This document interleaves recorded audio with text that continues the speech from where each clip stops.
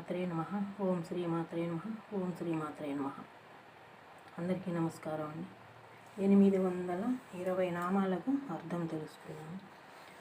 821వ నామం బ్రహ్మాణి అంటే బ్రహ్మాణి స్వరూపురాలు. దేవీ పురాణమునందు బ్రహ్మను చతుర్ముఖునిగా పుట్టించుట చేత దేవికి బ్రహ్మాణి అను నామము కలిగినని కలదు. లేదా బ్రహ్మ శబ్దమునకు బ్రహ్మస్వరూపము అని, శబ్దమునకు ఆనందమయ కోశము అని గ్రహించిన ఆనందమయ కోశము కల బ్రహ్మ స్వరూపురాలు అని అర్థం గ్రహింపవచ్చును. 822వ నామం బ్రహ్మ అంటే బ్రహ్మస్వరూపురాలు. ఈ సకల సృష్టియందు అత్యున్నతమైనటువంటి శక్తి ఏదైతే కలదో ఆ శక్తి కనులకు కనిపించునటువంటి మాటలతో వర్ణింప శక్యము కానిది. కేవలము ఆత్మజ్ఞానము చేతనే తెలుసుకొనదగినది. ఆత్మచేత తెలిసి కొనదగినటువంటి అజ్ఞానమే బ్రహ్మస్వరూపము.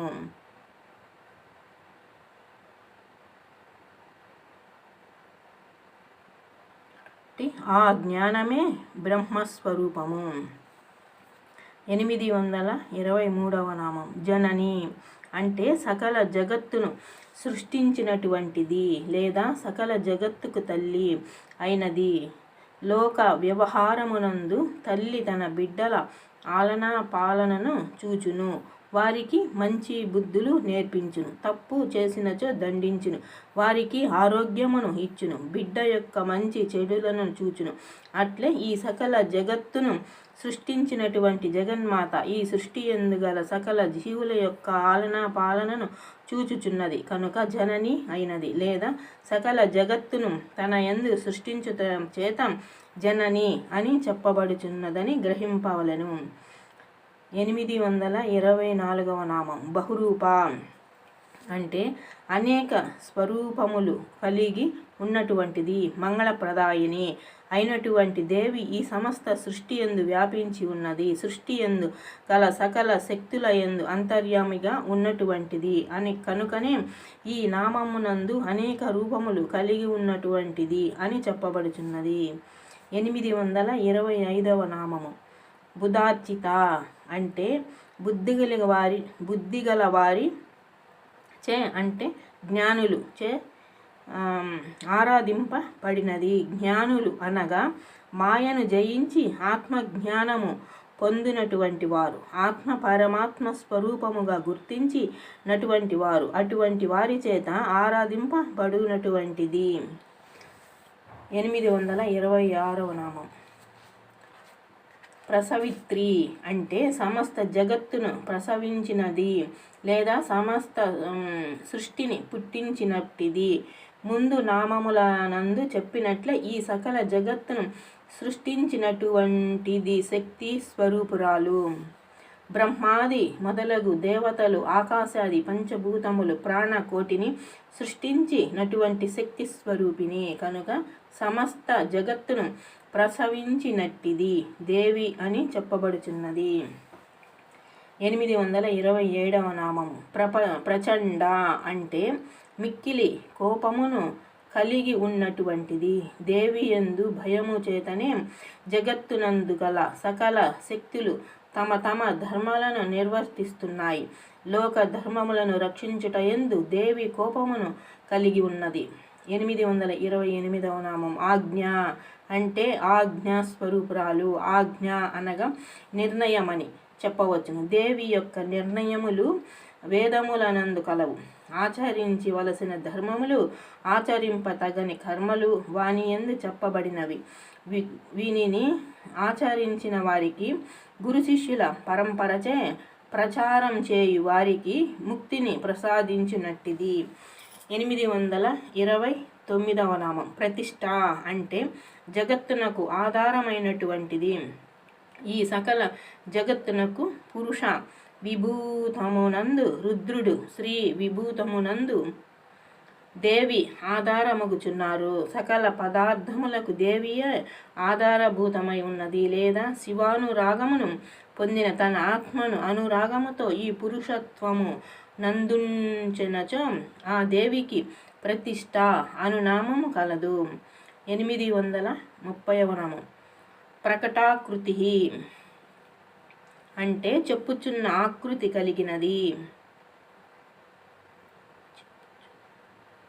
పరమాత్మ స్వరూపము, నిర్వికారము, పరహ జ్యోతి స్వరూపము. అది ఇంద్రియ గోచరము కానటువంటిది. అది ఆత్మస్వరూపము. వేదములనందు పరమాత్మ స్వరూపము ఏ విధముగానైతే చెప్పబడుచున్నదో అటువంటి స్వరూపమును దేవి కలిగి ఉన్నది. లేదా గురు శిష్యుల పరంపరచే చెప్పబడుచున్న స్వరూపము కలది.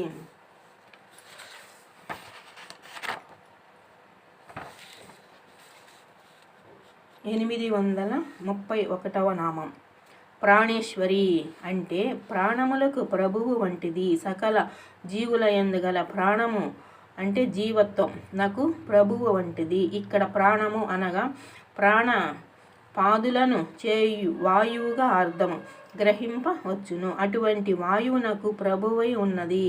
ముందు నామములనందు దేవి యొక్క భయము చేత పంచభూతములు తమ విధులు నిర్వర్తిస్తున్నాయను అర్థము కలదు. కనుక ప్రాణములకు ఆధారమగు వాయువునకు ఈశ్వరి. 832వ నామం ప్రాణదాత్రి అంటే ప్రాణములకు ఇచ్చినట్టిది. ఈ సమస్త జగత్తునందు జీవులకు ప్రాణములను జీవము ఇచ్చినట్టి శక్తి స్వరూపురాలు దేవియే. శివతత్వమునందు అంతర్యామిగా ఉన్నటువంటి శ్రీదేవియే సకల జీవరాశులకు జీవము ప్రాణమును ప్రసాదించుచున్నది. 833వ నామం పంచాశత్పీఠ రూపిణి అంటే పంచాశక్తి పీఠములు స్వరూపముగా కలిగి ఉన్నటువంటిది. 50 పీఠముల యొక్క స్వరూపమును కలిగి ఉన్నది. 50 సంఖ్య నామమును అనుసరించి చెప్పుట జరిగినది. దేవి కాని దేవి అక్షర స్వరూపిణిగా చెప్పుట చేత సంయుక్త అక్షరమును కూడా కలిపినచో 51 అగును. అచ్చులు 16 అల్లులు 34 సంయుక్తాక్షరము 1 కనుక వర్ణములను అనుసరించినది. 51 పీఠములు దేవి తన స్వరూపముగా కలిగి ఉన్నది అగును. 834వ నామం విశృంఖల అంటే ఏ విధమైనటువంటి శృంఖలాలు అంటే బంధనాలు లేనటువంటిది. దేవి నిర్వికార స్వరూపురాలు సర్వవ్యాప్తమయి ఈ సృష్టి యందు ఉన్నటువంటి ఇతర శక్తులచే ఆరాధింపబడినటువంటిది. దేవికి కర్మఫలములు అంటవు. ఇది సాధ్యము, ఇది అసాధ్యము అన్నటువంటి హద్దులు లేవు. ఈ సృష్టి యందు ఏ కార్యమునైనా సాధింపగల శక్తి సంపన్నమయి కనుక ఈ నామమునందు దేవికి ఏ విధమైనటువంటి బంధనాలు గాని హద్దులు కానీ లేవని చెప్పబడుచున్నది. లేదా సర్వేశ్వరి అయినటువంటి దేవికి ఈ జగత్తునందు అసాధ్యములు లేవు అని గ్రహింపవలెను. 835వ నామం వివిక్తస్థ అంటే వివక్త అంటే శబ్దమునకు మనుష్యులు పవిత్రమైనది అని 2 అర్థములు కలవు. వివక్త శబ్దమునకు మనుష్యులు లేనటువంటి ప్రదేశము అని అర్థము కలదు. ఇది పవిత్రమైనటువంటిది. కానీ వివక్త శబ్దమునకు మనుష్యులు పవిత్రమైన 2 అర్థములు కూడా కలవు. కనుక మనుష్యులుండు పవిత్ర ప్రదేశము, మనుష్యులు లేని అపవిత్ర ప్రదేశము. వివక్తలన వచ్చు పరాపరా స్వరూపురాలైనటువంటి దేవి ఈ 2 ప్రదేశముల నందును స్థానము కలిగి ఉన్నది. 836వ నామము వీరమాత అంటే వీరులు అను పేరు కలిగిన వారికి మాత అంటే తల్లి వంటిది. ఇక్కడ వీరులనగా యుద్ధమునందు పోరాడి చనిపోయిన వారు, దేవి యొక్క ఆరాధనలో సర్వమును అర్పించిన వారు. వీరి యందు దేవి కరుణా కటాక్షములు ఎల్లవేళలా ప్రసరింపచేయును. లేదా పరమశివుడు పార్వతీ గణపతిని వీరకుడు అని బోధించుట చేత అతనికి మాత అయినట్టిది అని అర్థము గ్రహింపవచ్చును. 837వ నామము వియత్పస్సుః అంటే ఆకాశమును ప్రసవించినట్టిది లేదా ఆకాశమును సృష్టించినట్టిది. ఇంతకుముందు నామములందు ఈ జగత్తునందు సకలము దేవి నుండియే పుట్టి ఉన్నవని చెప్పబడినది. అటువంటి వాటిలో ఒక్కటైనటువంటి ఆకాశము కూడా దేవి నుండియే పుట్టినది ఈ నామమునందు చెప్పబడుచున్నది.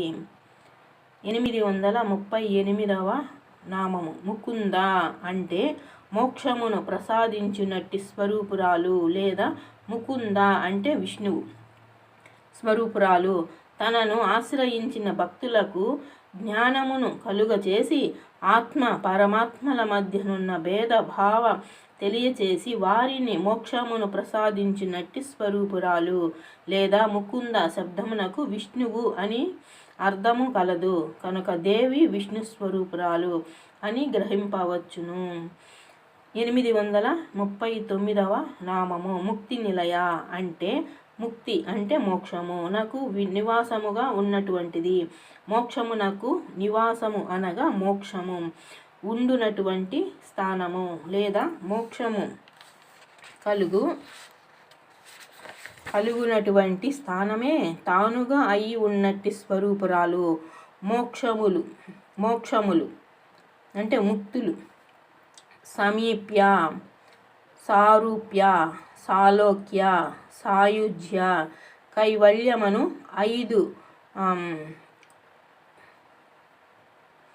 5 రకములైనటువంటివి కలవు. ఈ 5 రకములైనటువంటి ముక్తులను తనను ఆరాధించు భక్తులకు ప్రసాదించునట్టిది. 840 నామము మూల విగ్రహ రూపిణి అంటే ఈ జగత్తునందు గల ఇతర శక్తులన్నిటి యందు మూల శక్తి స్వరూపముగా ఉన్నట్టి స్వరూపురాలు లేదా దేవియే ఈ సమస్త సృష్టికి ప్రభువు. సకల జీవరాశుల యందును అంతర్యామిగా వెలుగొందునటువంటి శక్తి స్వరూపురాలు కనుక ఇతర శక్తులందు మూల శక్తిగా ఉన్నటువంటి దేవియే మూల విగ్రహ రూపిణి అని చెప్పబడుచున్నది లేదా ఇతర శక్తులకు ఆధారభూతమైనది కనుకనే ఈ నామముతో కొలువబడుచున్నది. 841వ నామము భావజ్ఞ అంటే భావముల యొక్క జ్ఞానమును కలిగి ఉన్నది. భావమునకు ఆత్మ, ఉనికి, అభిప్రాయము వంటి అర్థములు కలువు. వీటి యందు జ్ఞానమును అనగా విషయ పరిజ్ఞానము కలిగి ఉన్నటువంటిది లేదా జనన మరణాదుల కూడా సంసార భావములే అటువంటి వాని యందు జ్ఞానమును కలిగి ఉన్నటువంటిది లేదా భావము అను దాని యందు సమస్త జ్ఞానమును కలిగి ఉండుట చేత దేవి భావజ్ఞ అని గ్రహింపవచ్చును. 842వ నామము భవరోగజ్ఞి అంటే భవమును రోగమును దహించు అగ్ని వంటిది. భవ అర్థమునకు ముందు నామమునందు చెప్పినట్లు సంసారమనేది జనన మరణాదులుగా భావించుట చేత అటువంటి రోగమును దహించు అగ్ని వంటిది అని ఈ నామమునందు అర్థము గ్రహింపవచ్చును.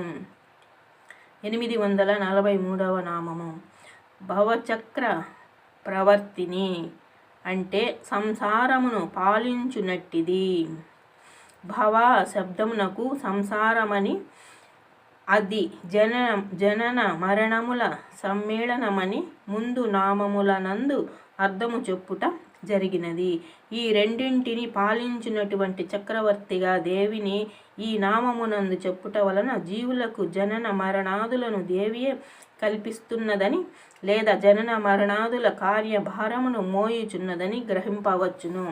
వేదములనందు పురాణములనందు స్మృతులనందు దేవియే జీవులకు జనన మరణాదులను కల్పిస్తున్నదని చెప్పబడినది. లేదా భవ శబ్దమునకు శివుడని అర్థము ఉండుట చేత చక్ర శబ్దమునకు మనస్సు అని వర్తిని అనగా ప్రవర్తింప చేయునది అని అర్థము. గ్రహించిన శివుని యొక్క మనస్సును ప్రవర్తింప చేయనటువంటి స్వరూపురాలు అని అర్థం చెప్పుకొనవచ్చును.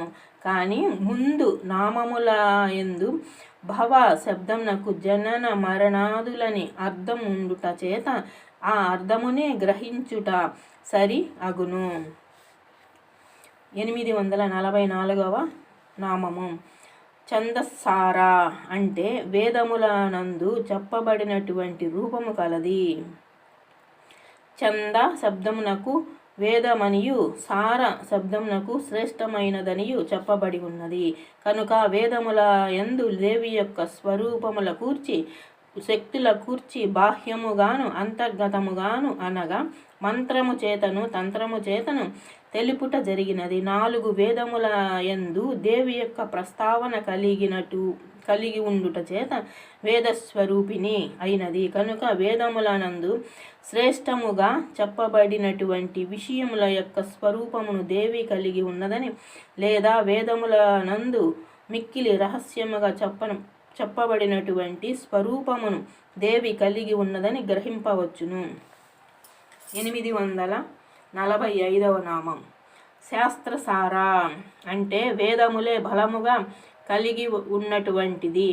శాస్త్రమన్న పదమునకు వేదములని అర్థం కలదు. కనుక వేదములు జ్ఞాన స్వరూపములు విద్యామయి అయినటువంటి దేవి యందు వేదములు బలముగా వర్ధిల్లుతున్నదని గ్రహింపవలెను. 846వ నామము మంత్రసార అంటే మంత్రములే బలముగా కలిగి ఉన్నటువంటి స్వరూపురాలు. సకల మంత్రముల యందు ఉన్నటువంటి శక్తి దేవి యొక్క శక్తి స్వరూపము. అటువంటి స్వరూపమును లేదా శక్తిని కలిగి ఉన్నటువంటిది దేవి. 847వ నామం తలోదరి అంటే పల్లముగా ఉన్నటువంటి ఉదరము పొట్ట కలిగినది లేదా అరచేయి వలె ఉన్నటువంటి ఉదరము పొట్టను కలిగి ఉన్నటువంటిది. 848వ నామము ఉదార కీర్తి అంటే గొప్ప కీర్తి కలిగినట్టు ఉన్నట్టిది. విశ్వరూప అయినటువంటి దేవి సకల జగత్తును ధరించి ఉండుట చేత వేద నాద స్వరూపముగా వర్ధిల్లుటచే భవుని అంటే శివుని యొక్క భార్య అగుట చేత నిత్య సంతోషినిగా జ్ఞానస్వరూపినిగా ముక్తిదాయినిగా త్రిపురేశ్వరి వంటి నామములను కలిగి ఉండుట చేత తనని ఆశ్రయించిన భక్తులను భావగ్ని నుండి రక్షించుట చేత మంగళప్రద స్వరూపిణి అయినటువంటి దేవి గొప్ప కీర్తిని కలిగి ఉన్నది. లేదా ఈ సమస్త సృష్టి యందు పరమాత్మ స్వరూపురాలు కావుట చేత ఇతర శక్తులతో ఆరాధింప తగినది. కనుక దేవి గొప్ప కీర్తిని పొంది ఉన్నది. 849వ నామం ఉద్ధామ వైభవ అంటే నిర్ధారింప శక్యము కానటువంటి వైభవము కలది. లేదా దేవి యొక్క వైభవమును గూర్చి చెప్పుట సాధ్యము కానట్టిది. దేవి యొక్క వైభవమునకు ప్రమాణములు చెప్పుట సాధ్యము కాదు. దేవి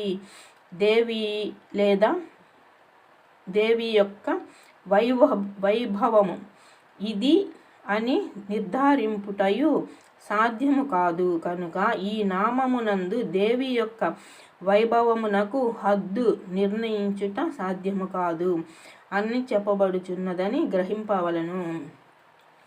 850 నామము వర్ణరూపిణి అంటే అక్షరములు స్వరూపముగా కలిగి ఉన్నటువంటిది. సమస్త అక్షరములు తన స్వరూపముగా కలిగి ఉన్నటువంటిది. వ్యవహారిక వర్ణములనందు ఆకారాది మొదలగు 56 అక్షరములు మంత్రశాస్త్రానుసారము గల అక్షరములు. ప్రాకృత భాష ఎందు గల అక్షరములు తన స్వరూపముగా ఉన్నట్టిది.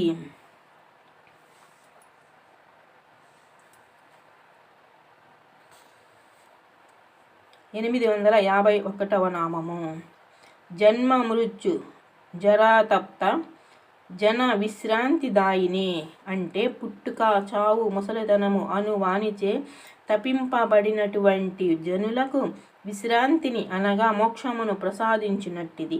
దేవిని ఆశ్రయించి ఆరాధించు భక్తులకు ఇహమునందు కల సకలము కష్టముల నుండి వారిని రక్షించినట్టి శక్తి స్వరూపమై లేదా ఈ పుట్టుక చావు ముసలితనము అను వానిచే తప్పింపబడినటువంటి తన భక్తులకు బ్రహ్మానందమును కలుగా చేయునట్టిది. 852వ నామం సర్వోపనిషదుద్గుష్ట అంటే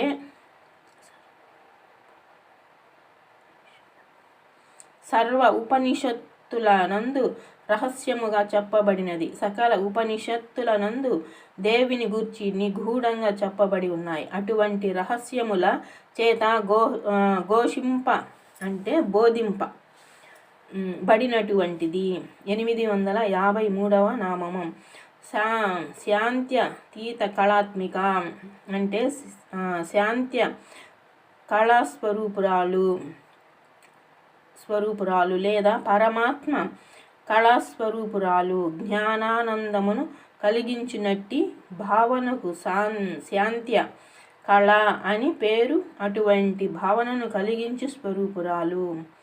854వ నామము గంభీర అంటే నిర్మల స్వరూపురాలు.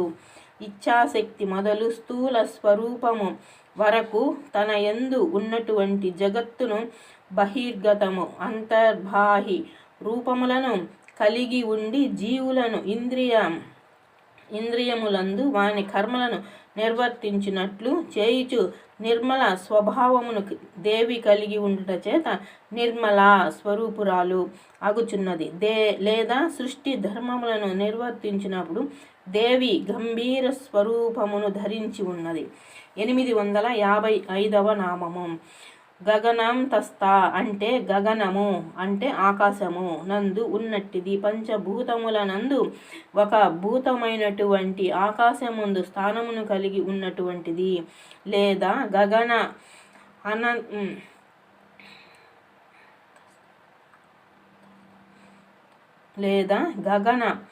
ఆనంస్థ అని విడగొట్టగా ఆకాశ నాశనమునందు స్థానము కలిగి ఉన్నటువంటిది.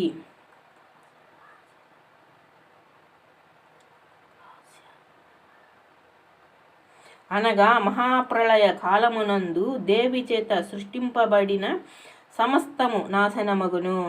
ఆ సమయమునందు పంచభూతాలు సైతము నాశనమగును. కనుక ఆకాశమునందు ఉన్నట్టిది లేదా ఆకాశమును నాశనము చేయునది అని అర్థములు గ్రహింపవచ్చును. కానీ ముందు నామమునందు దేవిని నిర్మల స్వరూపురాలు అని చెప్పుట చేత ఆకాశమునందు స్థానమును కలిగి ఉన్నటువంటిది అని అర్థమును గ్రహింపవచ్చును. ఈ జగత్తు యావత్తు ఆకాశము నుండియే పుట్టినవి కనుక దేవి ఆకాశమునందు ఉన్నట్టిది అని గ్రహించుట సముచితము. 856వ నామము గర్విత అంటే గర్వముతో కూడినటువంటిది. సమస్త జగత్తును తన యందు ఉండుట చేత భవ చక్రవర్తి కావుట చేత సృష్టి యందు పరా అపరాశక్తి తానగుట చేత గర్వమును పొంది ఉన్నట్టిది.